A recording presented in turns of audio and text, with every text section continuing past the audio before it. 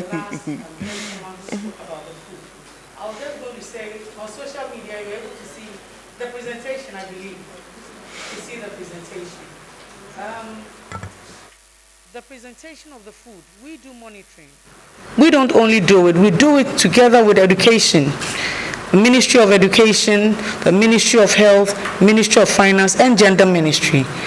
This food that they are preparing, the teachers and the headmasters are also partaking in the food. So they are the first people who are monitoring the food. Indeed, we all know, I cannot stand here and say that everything is 100%, because even in your home, I believe sometimes your wife's food will taste very good, the next day it may not taste good. But because we have the monitoring system, we monitor them, and if you know that your food is not up to standard, we change your contract. What we have also done at this time is that we've given them a complaint form.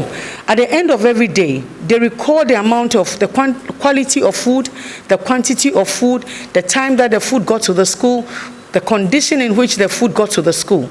The headmaster marks all these things, and then we've given him a blank space to give his final remarks. And then also there's a column for the student to also let us know how they felt about the school, about the food. So those reports guiding us to change schools from the caterers or otherwise allow them to cook. So far, I believe that they are doing very well by the remarks that we are getting, because the headmasters are giving us the daily report.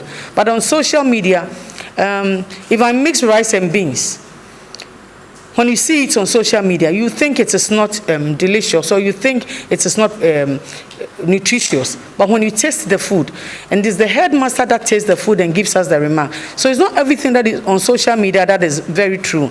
But I believe that we have a few challenges which we are working at. And also the other gentleman asked about the secondary school, the food poisoning in the Volta region. I haven't heard of it. We don't cook for secondary schools. It's Ghana Education that cooks for secondary school. We cook for the JHS. And in my report, there's nothing like food poisoning anywhere. And even in the secondary schools, I hear is a rumor. I haven't heard, no report has come to me, and that is not my domain. So you can find out from the Director of Education whether something like that has happened in the school feeding. When it comes to the human trafficking, we have a shelter. We don't disclose where the shelter is.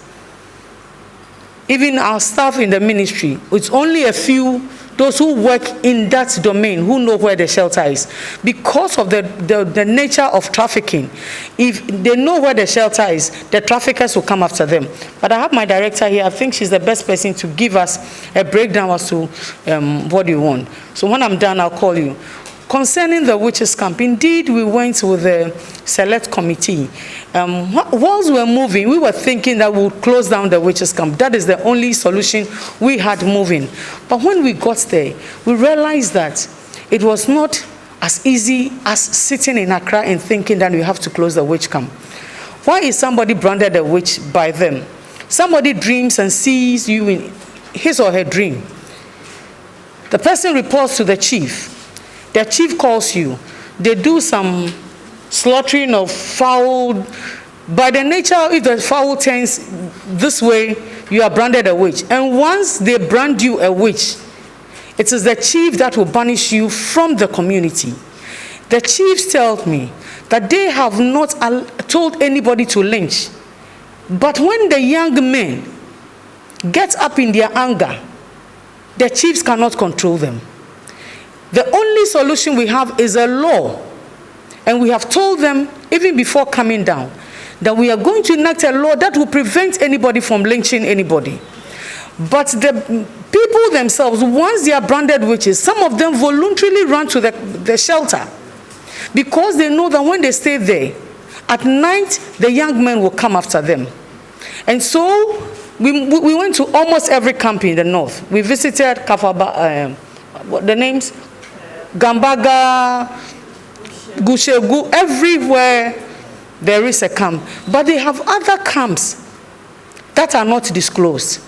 Like the fetish priest who performs the traditional rites of cleansing, whatever, has a small house where he practices those things and keeps the victims there. Those ones you wouldn't even know because it is in somebody's house, but identifiable ones.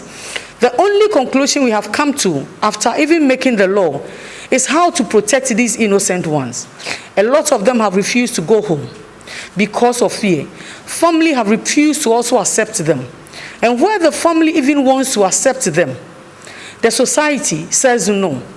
If a daughter or a son follows the mother to the hospital when the mother is beaten up, or visits the mother in the camp where the mother is, the community refuses to accept that person back into the community because you have visited your witch, a mother who is a witch.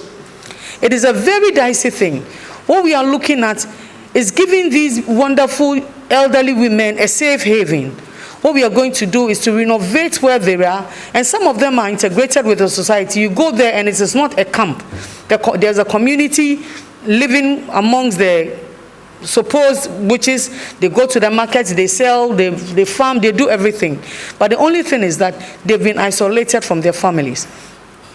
They're thinking of giving them a better life. A lot of them tells us they are not on the leap, and that we are putting them on leap. Yesterday, I have to say it here, I canceled their program because we want to save that money for our mothers in the camp. And they agreed with me. We clap for you. Even though they have not, clap for them.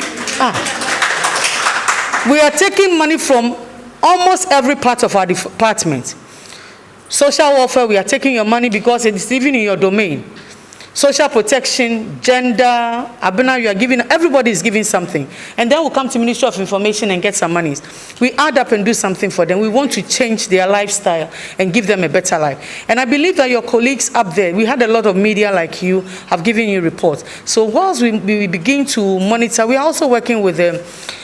Civil societies, we are working with our NGOs, we'll all come together and then make sure that we are giving them a safe haven. And then we think of reintegrating, because without connecting to the family, without letting the family know the reason why they should unite with them, there's no way they would want to go, and there's no way the family would want. We are setting up a task force who would go and do the community dialogue. We've seen the chiefs. We went to Yana, he gave his blessing. We went to all the chiefs. They believe there's witchcraft.